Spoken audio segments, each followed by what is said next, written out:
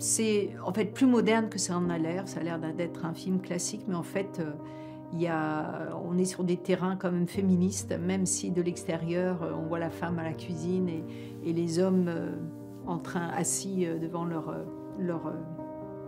leur plat déjà cuisiné. Mais il y a chez elle, dans le personnage que je joue, une espèce d'extrémisme, d'abord parce qu'elle est épuisée, mais qu'elle continue à travailler parce qu'elle a cette passion de la cuisine et cette passion aussi amoureuse qui les emmène l'un comme l'autre, qui fait qu'ils sont co-créateurs et se complètent.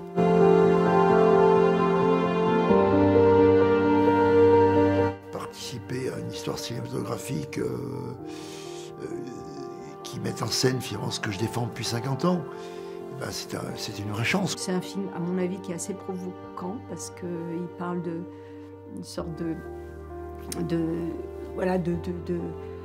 d'opulence, alors qu'aujourd'hui, quand c'est ce qui se passe dans le monde, on a une sorte de honte à avoir autant d'opulence. On a souvent dans les villes très très pressées, et là, ils vivent vraiment un autre rythme.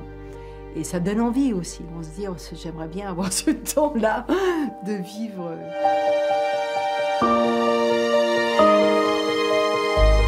Ça m'a passionnée parce que c'est vraiment un art comme on apprend à peindre. C'est des matières il faut savoir des températures, il faut savoir la rapidité des mouvements. Et c'est vrai que c'est passionnant. Ça m'a juste confirmé qu'on fait les choses pour de bonnes raisons.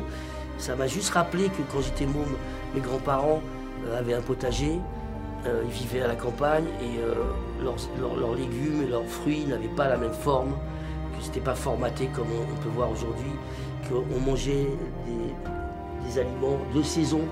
C'est pour ça que je parle de bon sens, parce que c'est un être d'un bouffon qui vit avec les saisons, qui vit avec la nature, et donc il faut respecter ce rythme de vie.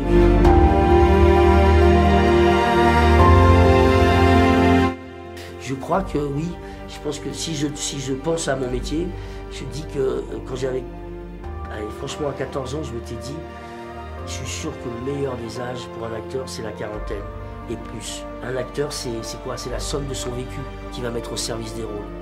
Et c'est ce qu'on fait dans n'importe quel métier. L'expérience, ça aide. Et donc tu vas pouvoir te sentir beaucoup plus libre, beaucoup plus connecté, beaucoup plus... tu vas incarner pleinement ce que tu as à faire.